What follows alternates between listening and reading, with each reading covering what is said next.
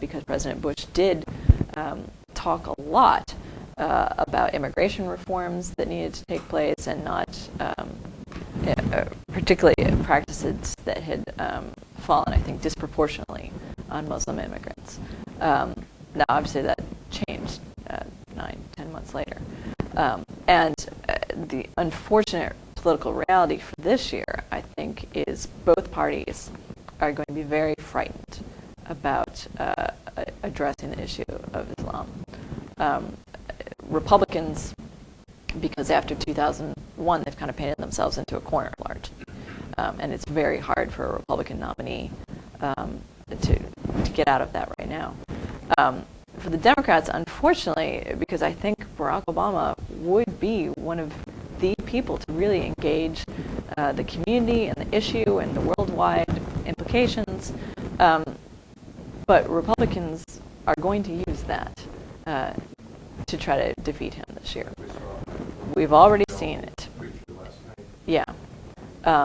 And I think that means he won't ignore it, but he's going to need to be very, very careful, because they will use anything to try to paint him as somebody he's not. And I know there's been a lot of frustration, and there should be, by the fact that he's so often had to say, I'm not a Muslim, and not had the opportunity to follow that up with, not that that's a bad thing, and to talk